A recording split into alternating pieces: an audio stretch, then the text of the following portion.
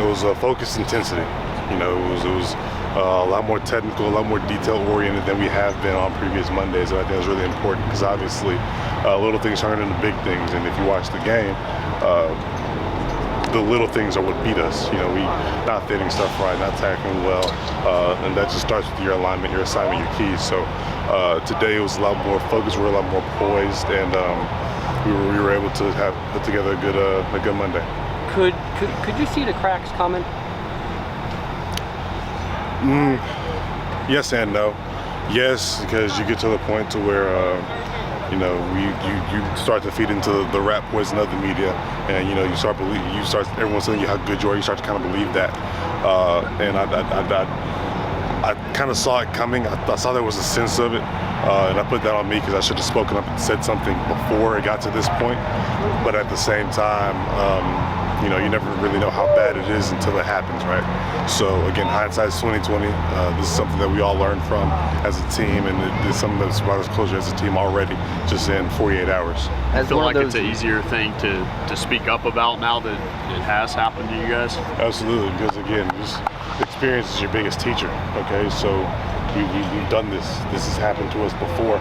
Now that it's happened to us again, it's happened to us before, but we have an entirely different locker room. We have entirely different guys in our locker room. So you can say it all you want to, but until you actually experience that, you know, it's more or less going to be lip service. It's going to go in one ear out the other. Now that everyone in this locker room has experienced something like that has happened, definitely is a lot easier. It's definitely a lot easier to get guys to listen, just because again, this literally just happened. Reggie, you talked about having a different locker room. Obviously, you also have different leadership and coaches here.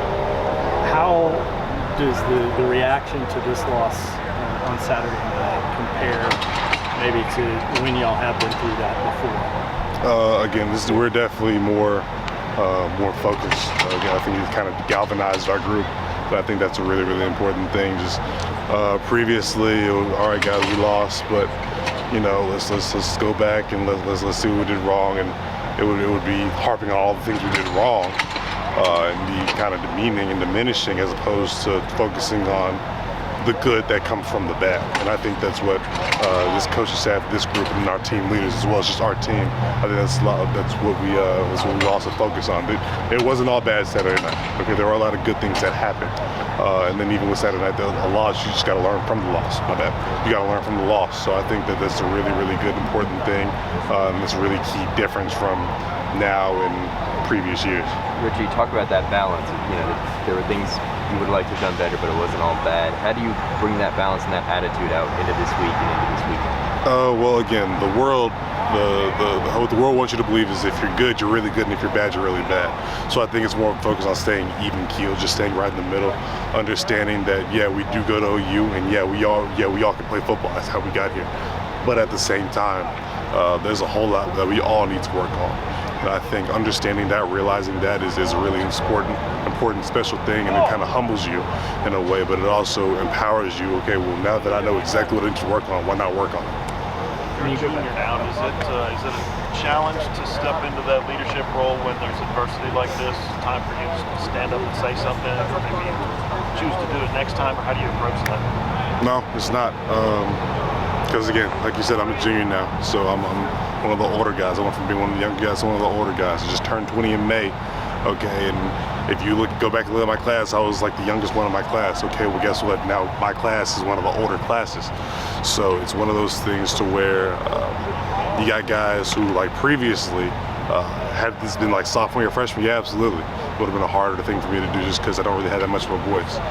Now I do. I can make plays. I've done the hard stuff before. We've been through the hard stuff as a group. So it's really one of those things that just as a man, as a leader, as a person, you know what it looks like, you know what it doesn't. And when it doesn't look like the way it's supposed to, then it's not just on me, it's on all the leaders of our defense, our offense, to come up and say something and just hold each other accountable. What are some of those things, like you mentioned, holding people accountable? What kind of techniques or what kind of things do you say? Again, man, stance, alignment, assignment, key. Run, get off, pass, get off. Again, your hands, stuff like that. So it's really just more of a technique kind of thing, because the effort's going to be there. Okay, effort. If we have to get on somebody about their effort, then they shouldn't be here, because the effort's going to be there. But focusing that effort in the right direction, the right choice, the right decisions when it comes to people making them. I think it's a really important thing. So you just kind of have to understand, and obviously everyone's different. You got to know how to talk to people.